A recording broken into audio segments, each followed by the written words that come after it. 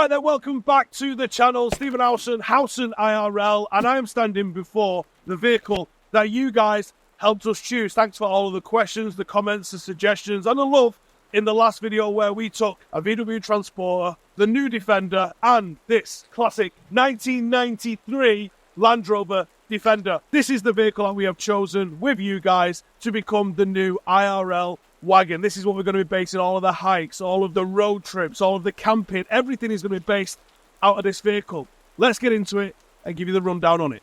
So this is a 1993 Land Rover Defender 110. It is a 2.4 litre turbo diesel that is allegedly rocking 107 horsepower. I say allegedly because it feels like it's got about 11 horsepower. It's really underpowered. That's one of the major drawbacks with it. So we are going to be looking at how do we improve that? Do we change the engine? Do we just look at trying to tune it and make it a little bit better? It's reliable, but it's a bit of a plodder. Now, the bodywork is absolutely flawless, and it's the reason I went with this particular one is because, as you can see, all of the panels are really straight. Everything's really clean. It's recently had a respray, so it looks absolutely bob on. Apart from the fact it looks like I've just stolen it off Farmer Giles. I want suggestions. I want to know what you guys think we can do with this. There's tons of people doing amazing things with Land Rover Defenders, and the customization options are almost limitless.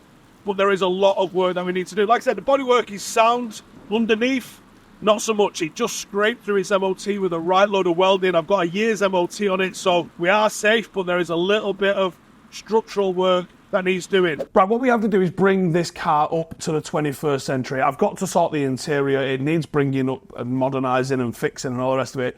But I'm going to start on the outside, and we're going to make it look like a rugged, aggressive, modern vehicle. Now, there's a great little catalogue here which has got every single part that you could possibly want, all different lights and this, that and the other, but I found something really cool online. So this is called ECD Automotive, and they have got this app. And look at this, how cool this is. Like, I can literally build my Defender on here. So they have the colour that I have, luckily, but it comes in all sorts of different colours. So we can have a blue one, or we can have a red one, or we can have a white one, or we can have it military green like mine, which is mega. I've put a bit of checker plating on the side. I've gone with a new grille. We've got LED lights, so it actually looks like a modern vehicle. I've got a big beam light across the top there, the roof rack, and it's got loads of wheels. Now, these wheels don't look as good on this. I know what wheels these are, though. These are Kahn 18-inch 1983 Defender alloys. These are literally made for the Defender. I think this is a great start, don't you? So I'm going to try and build what I think we could have it looking like, and then I'm going to go and try and get it done. Today I'm taking the Defender over to a place in Leicester because one of the fundamental flaws in what was actually a genius bit of manufacturing from Land Rover when they developed all of the different Series 1, Series 2, Series 3, the 90s 110s, and then it eventually became known as the Defender. When they were developing these, they used the same chassis pretty much throughout the entire life, and there was different variations for the military ones, and there was different variations for special vehicles that they did and all the rest of it, but by and large they shared the same chassis. One of the beauties of the Land Rover Defender, and why you get examples, I mean, even like this one, where the bodywork looks immaculate, is because the bodywork is aluminium, and aluminium doesn't really corrode. The only time aluminium corrodes is when it's actually butted right up against steel, and it turns into like a weird white paste. I don't know what all that's about. So the chassis is the Achilles heel of the Land Rover Defender. The bulkhead is what sits around my feet and holds the dash and holds the windscreen. The bulkhead on this is in really, really good condition. However, the chassis is not. The chassis has had more welding than the average technical college. And I'm planning on having this Defender for, well, forever, actually. So we can upgrade the exterior. We can get a roof rack, we can get checker plating, we can get new alloys. I can upgrade the interior. Because the chassis is untreated steel and because it rusts, it crumbles. And mine's crumbling. Okay, we got it up in the air now at Vitesse. And we're going to have a look at just how bad the underneath is, and we think probably quite bad. when we do the chassis swap, there might be other bits that we change while it's having that done because it's easier to do at the time. So we're just going to see what those things might be and potentially how bad everything else is. I believe it's had a bit of welding done. Wow. Yeah, it has had a bit of welding done. Yeah. It's had a fair bit. And there's our little friend that happened last week.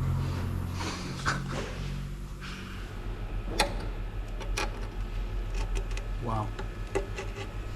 It's just poking through all the way along. If you went along that with a screwdriver like an MOT guy would, Or should. you'll put holes all the way there. And this is sketchy, look. Yeah. Soft. Well, you see it's been welded to death, hasn't it? Yeah, it's needing a chassis for sure. I mean, this is the bit that scares me because that looks like someone's just had it for welding practice. Yeah, they should have taken a little more time to practice. That's crap. I mean, it's had a rear cross member on it. Yeah. Very recently. That's like months old rather than anything else. You've got a new tank, which is good. But where's your diesel? Yeah, it's leaking. You see this and not really. That's the anti-roll bar. And this, I don't know whether that's, I mean, that's like mastic, look. That should be in the bathroom, not on this. A-frame ball joint's gone, that's a fail as well. Because that rubber has completely perished, so there's dirt in there, that'll be banging. Oh, yes, rear exhaust has collapsed. That's brand new, that was yesterday, that. No, like I said, when you first saw it, it does look good on the outside. Yeah. But on the inside, not so much. No. So where's the diesel coming from? I think there must be a split in the pipe here. It's got to be. So you're going in there, you've got a breather pipe here, they commonly go. We've got no Jubilee clip on there for starters.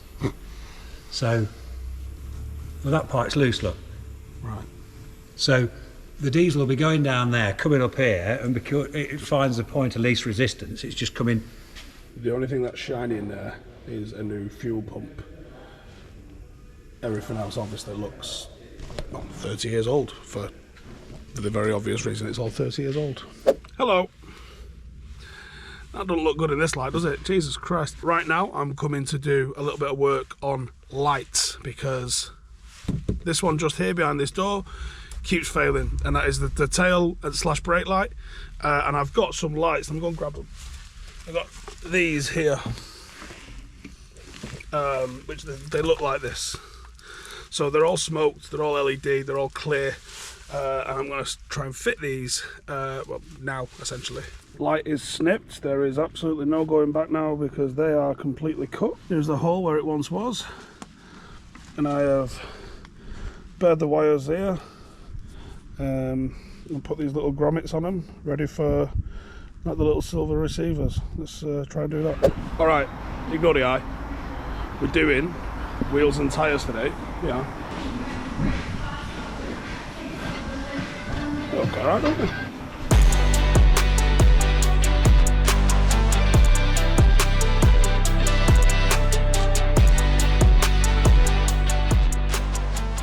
Hi. What I'm doing, I'll show you. I'm fitting this checker plate in. So I've already fitted. Let's have a look. Fit this one to the skirt, and I fitted this one to the rear. So checker plate into the front is what I'm doing now, and it requires a little bit of drilling. So I'm putting masking tape on there where I've lined all the holes up as best as I can. Putting the tape on to stop it moving, really. So make sure if I have to drill holes through the bodywork, it's the sort of job you want to get done once, isn't it? You can't really fuck this up and having to keep doing it again. I've chosen to line this. It doesn't actually line up on, there's 7 holes here on this vent. It lines up on 5 of them. and it looks quite straight on the rest of it, so I'm going to go with that. And then to fit them, got this little bag of bolts. They've got an Allen key head, so I've got an Allen key attachment for the drill, 5.5mm hole, and a 10mm spanner to tighten them up. I don't know how the hell I'm going to get into here. Actually, maybe the top one up there is going to be the rough one, but...